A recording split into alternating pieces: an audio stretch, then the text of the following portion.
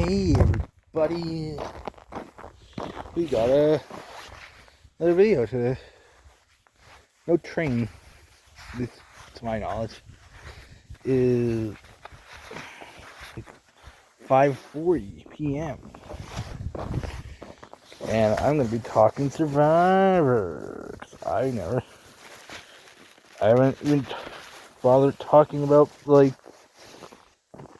episode 4 of Survivor US, and I have 4 episodes of Australian Survivor to talk about too. So yeah, I don't plan on coming to train today, but it's gonna be kind of like similar to the last recap video. It's just me filming the ground probably as I talk, because why not?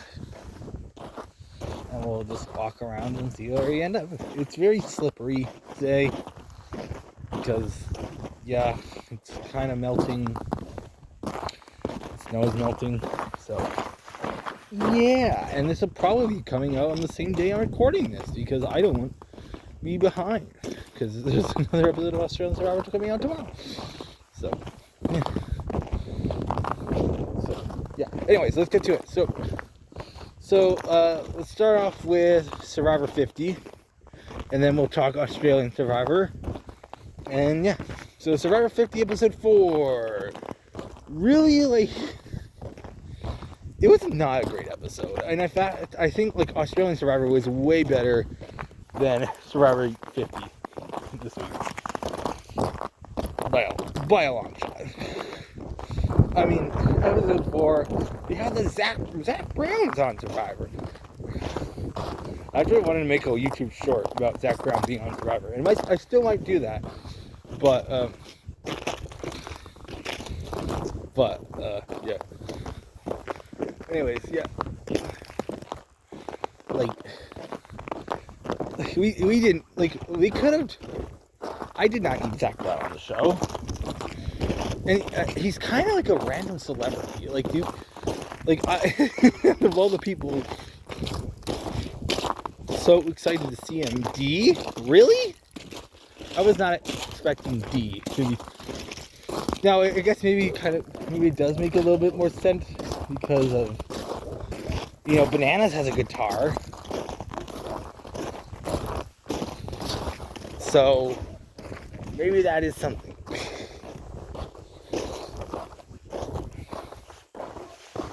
Anyways, yeah.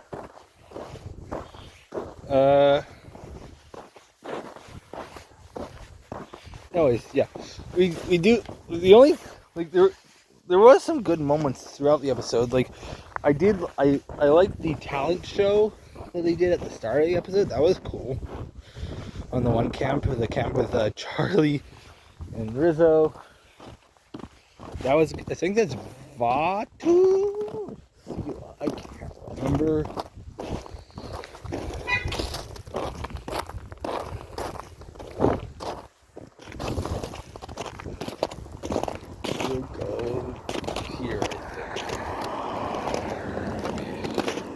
Trying to figure out the way I want to dock today.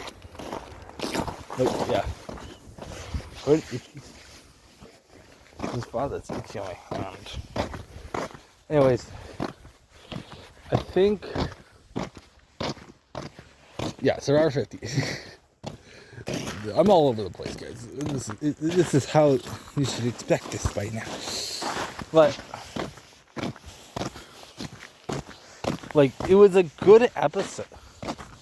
No, actually, I don't know. Okay, I don't know what I'm talking about. I really don't know what I'm talking about.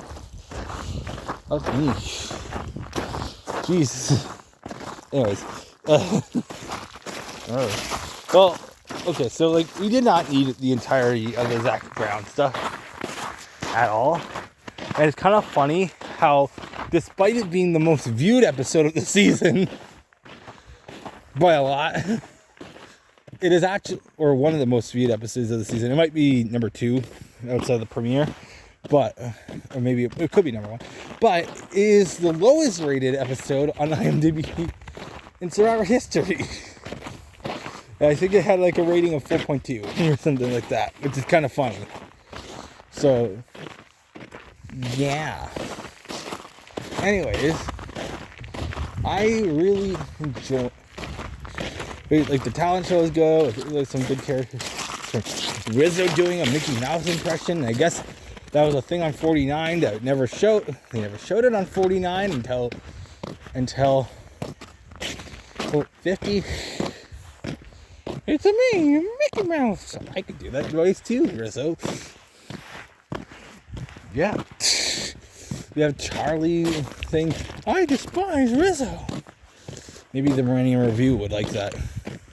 Sides with Charlie. I despise Rizzo.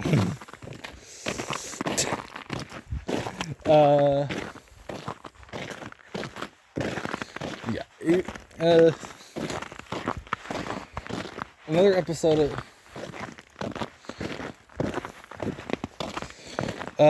okay, so like the good part of the episode, like, okay, we could have, we did not, like, the whole reward segment was kind of ridiculous. Like, it was a cool reward, and it might be one of the best rewards of the new era, but it's nowhere near the best reward of the history of Survivor as they portrayed it.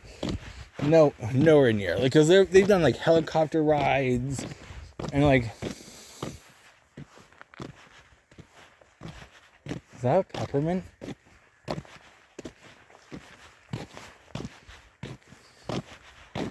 It could be peppermint.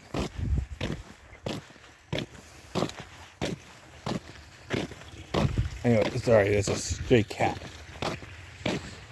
Anyways,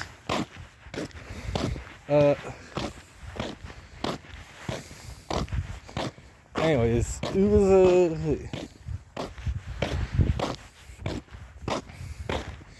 yeah, like, the good part of the episode was Christian going after Mike and Angelina and getting Mike out. However, despite all that, I think this is probably going to, like Mike brought up a point of Gabby being kind of leading to Christian's downfall versus Goliath, and warning him that it's kind of similar with, like, him and Emily being together. It was kind of similar to him and Gabby, and I think it might come back to bite Christian, unfortunately. One thing about the episode that I didn't notice, Cirie did not get a single confessional. Which, it's not great, but it's in, like, her winning chances, but I don't think it's necessarily a death nail for her. Like, I don't think it's a nail in the coffin for that, necessarily. Especially if this was, like, Australian Survivor, which is not, but Survivor US, like, now if we get to next episode and there's not that, and she doesn't get a confessional, then that's going to be really bad.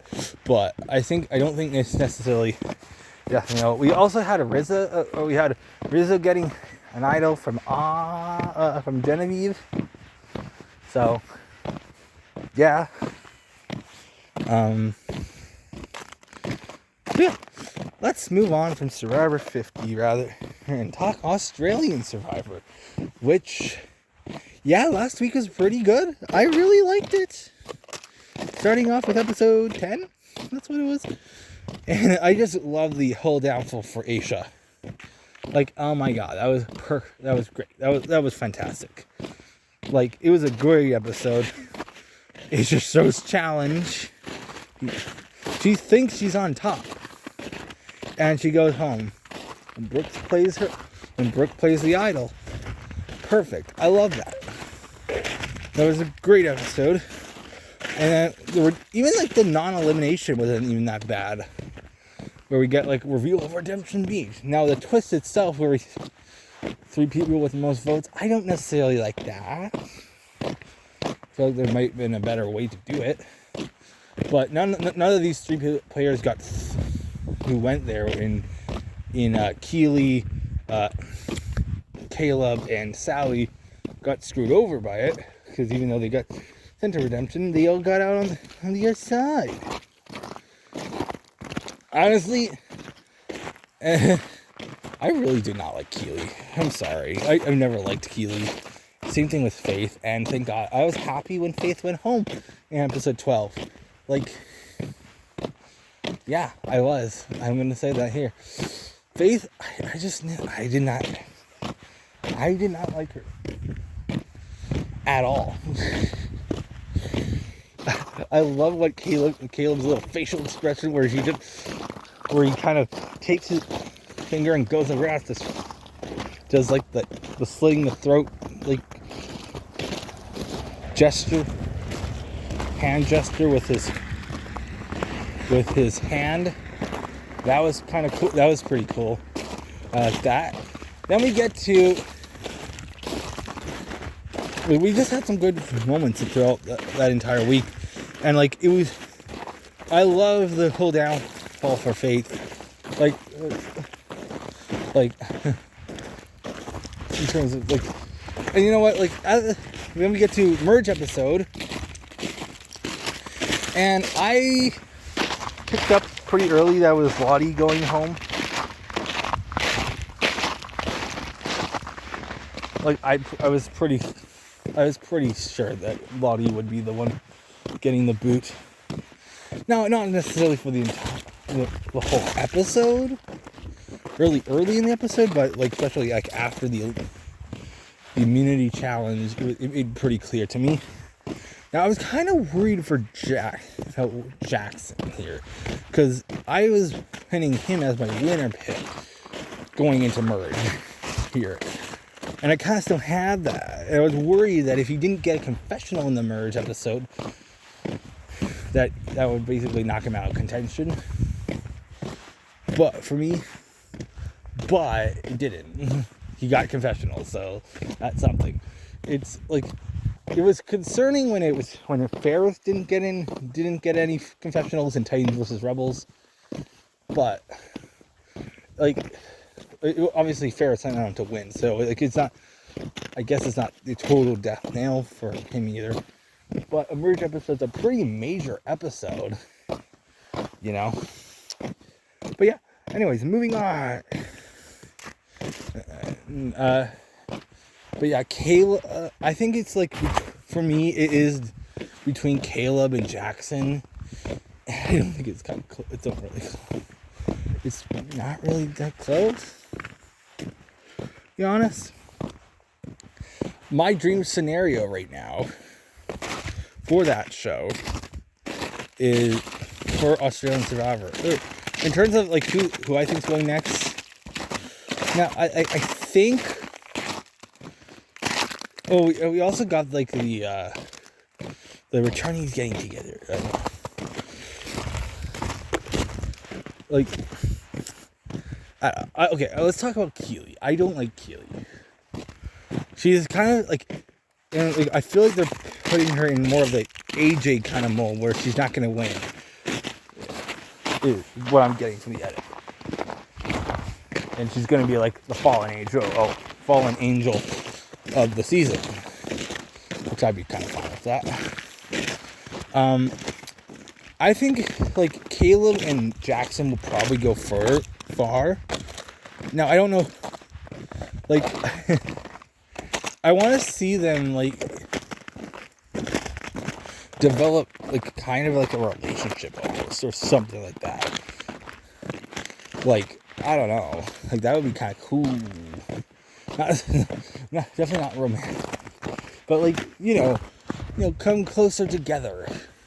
Because it does seem like those two are the main characters.